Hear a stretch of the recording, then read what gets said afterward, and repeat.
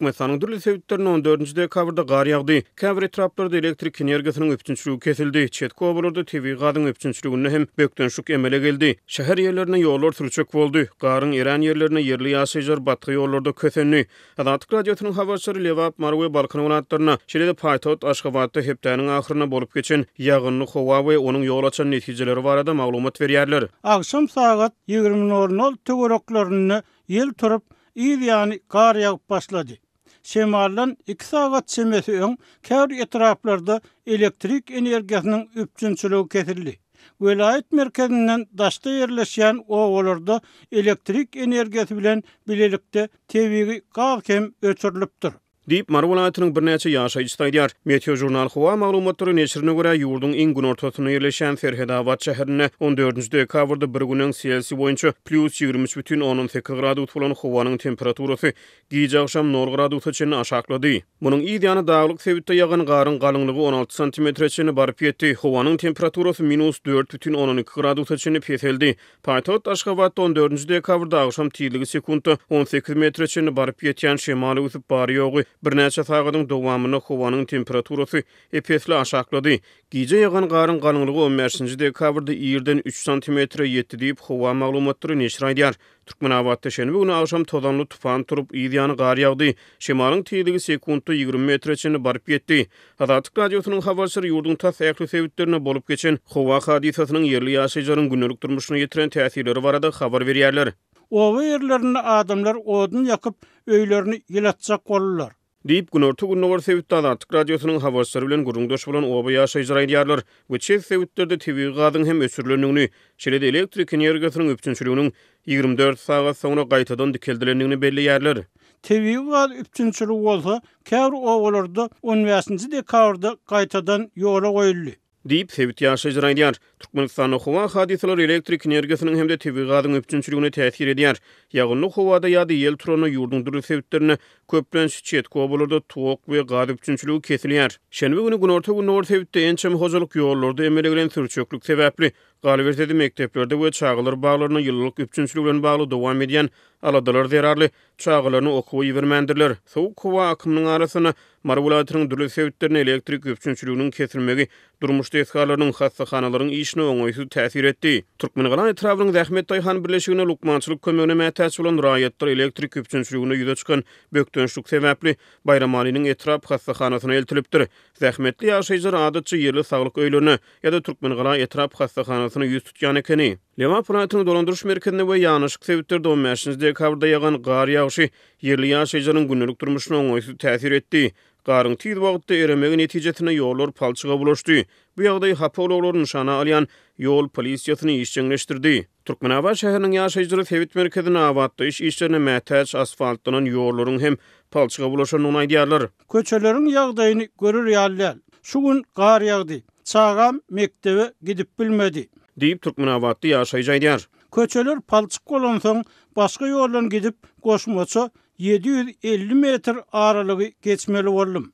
Diýip beýleki bir şäher ýaşaýjysy aýdýar. We şäheriň awatda işlerine mätäç asfalt ýollarynyň gözgüýni ýagdaýyny ündü çöküp seziniň üstüne ýetirýär. Yerli ýaşaýjylar şäheriň käbir etrapçylaryna ýollaryň düýbünden asfaltlanmanlygyny, şol sebäpden gar ýagyp beränini ýa-da ýağış ýaganyny şeýle ýollaryň desine palçyga bulaşýanyny aýdýarlar. Bu şäherde hem käbir hojalyklar garyň eremegi netijesinde ýollaryň palçyga bulaşmagy sebäpli kiçi ýaşly çağılaryny şenbe güni çağılar baglaryndan alyp galypdyrlar. Garyň tiz wagtda eremegi bilen ýollarda emele gelen batgyçylyk köçe ýol hereketine gödäwçilik edýän polisiýa işgärlerini hem işçiňleşdirdi. Türkmenistana ak ýa-da açyk reňkde bolmagy talap edilýän awtouloglaryň hususan ýagynly howada hapalanmagy polisiýa işgärleri tarapyndan berik gödäwçilik astyna saklanýar. Ýol polisiýasy ýagyşly howadan soň desine hapauloglara jerime ýazyp başlaýar. Günnägur welaýatda hem häkimetler geçen hepdäniň ahyryna köçelerde çiýil howadan soňra hapalanan awtouloglary awlap başladylar diýip yerli ýaşaýjylar aýdýar. Gar ýa-da ýaxşy ýol polisiýasynyň eli gelýär. Häkimetler ýollary asfaltlamaýarlar. Ýöne ýaxşy uloglaryň hapalanmagyny bahanalap, desine sürüjilerden gorkuzyp para alyp başlaýarlar. Men suwun 2 tane PYGG işgärine 50 manat para berdim. Biz 2 ýylda bir gezek uloglarymyzy Texas Motor, ýagny gurotlyk barlygyndan geçirip salgyt töleýäris. Ýöne bizim töleýän salgytlarymyz bilen ýollar abatlanmaýar. Dip çarjy etrawyny awtolow polisiýa tarapyndan 2 gedek saklanan sürüji aýdýar. Paýtagat Aşgabatda asfalt ýollarda mergelen sürçöklük sebäpli ýol ulaw hadiseleri köp boldy. Bu ýagdaý hem polisiýanyň ýol ödegçiliginiň berk gödegçiligini alyp geldi. Ýollarda emelegelen sürçöklük sebäpli ulaglaryň bir-birige barıp urmagy ýaly ýol hadiseleri az bolmady. İçeri işler ministrliginiň ýol gödegçiligi gullugy bu hadiselerden bähwit gördi. Dip paýtagatda bir ulaw sürüji saýdýar. Bu ýagynlyk howadan soňra köçelerde gar arasalaryjy tehnikalaryň görünmänligine üns çekýär. Paýtagatyň ýaşaýjylary gar arasalaryjy tehnikalaryň destine işe çekilmedligini şäher häkimliginiň garamagynaky jemaat guruluklarynyň gar ýagyşyna taýýarlyksyz bolmagy bilen baglanşdyrýarlar. Ýol ulag hadiseleri köp boldy. Tiz kömek ulaglary şäherde iki ýana alňysa ýardylar. Dip paýtagatly ýaşaýjylar aýdýar. Hepdeniň ahyryna käbir ýaşaýyş jaýlaryny elektrik energiýasynyň hemde hozurlyk suwlarynyň üpçünçligi kesilipdir. Azatlyk radiosu geçen hepdeniň ahyryna ýurdun şäher we oba ýerlerini durmuş maksatda desgalardaky we ýaşaýyş jaýlaryna hyýladyş ulgamlarynyň ýagdaýy barada habar berdi. Şonu habarçylarymyz Mary şäheriniň köp gatly jaýlarynyň hususan ýokarky gatlaryna merkezleşdirilen bu gadanlarynyň basyşynyň pes bolmagy sebäpli ýylylyk üpçünçliginiň kadaly ýola goýulyp bilinmeýänligini habar berdiler. Yerli ýaşaýjylar soğuk jaýlarda özleriniň gyş eşiklerine gezmeli bolýanlyklaryny gurrun berdiler.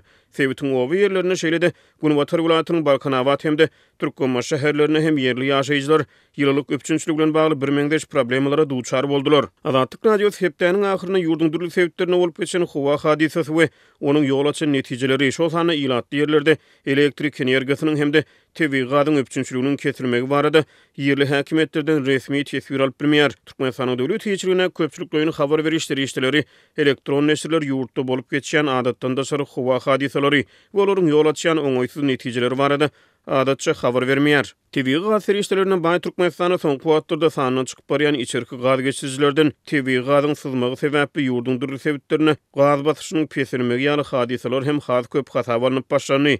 Hünärmenleri ora bu ýagdaý hem ilatly ýerleriň ýylylyk üpçünçligine yaramaz täsir ýetirýär.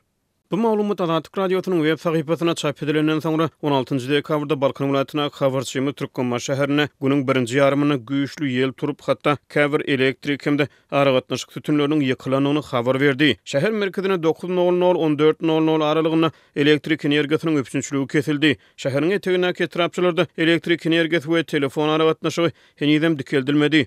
Güýçlü ýel Aktaş we Gyýany şäherçilerine ýaşaýyş jaýlaryna uly ziýan ýetirdi diýip habarçymyz yerli ýaşaýjylary sitirledi. Ol häzirki wagtda bu sebäpde duýdansyz turan howa hadisasynyň ýol açan netijelerini ýakynan synaýar.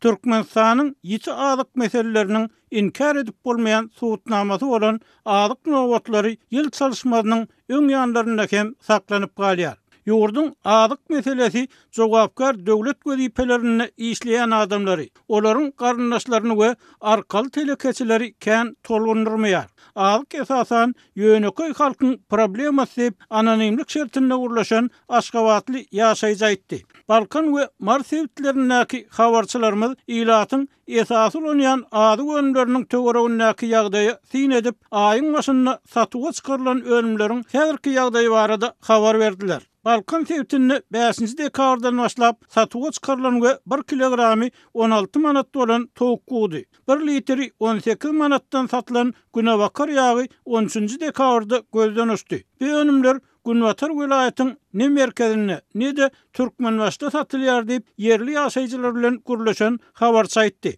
Täze küýdäniň suwy soğuk diýişleri ýaly täze belinen Sowda ministri we Sowda puduny gödäwçilik edýän täze vice-premier bir wada ütgeçlik etjek ýaly görünýär. Ýöne öňkü resmiýetiň bolşy ýaly bularyň hem ýyndamlygy samanhana çelli boldy diýip Türkmenbaşly ýaşaýjy Azatlygyň habarçysyna aýtdy.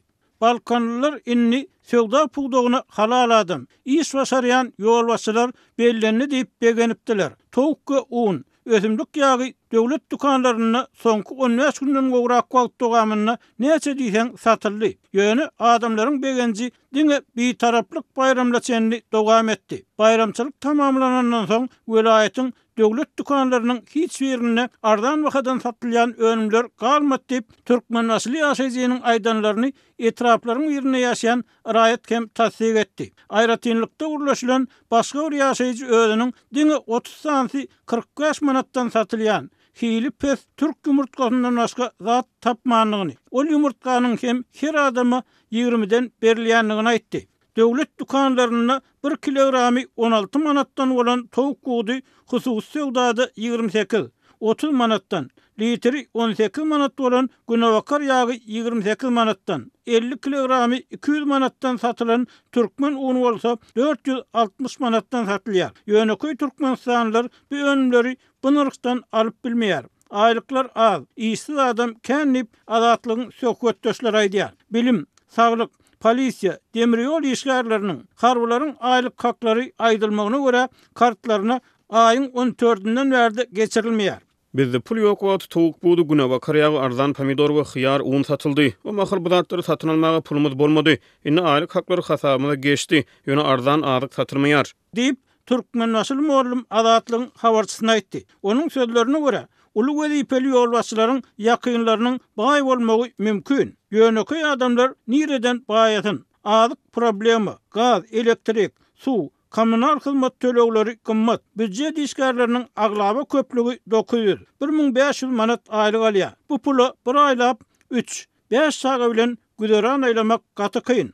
Balkannak habarçymyz bilen gurlaşan ýaşaýjylaryň aýdan sözlerini Mardak habarçymyzyň söhbetdeşleri hem tasdik etdi. Mar şäheriniň Molenepes köçesindäki gök gazaryny, ýyl Zelyon bazar diýilýänini, her gün ýerden döwlet bakasyndan satylýan towuk gudy berilýär diýip habarçymyz ýazdy. Onuň maglumatyna görä adamlar bu ýerde her gün ýerden sagat 6:00-dan nowaty durmaga başlaýar.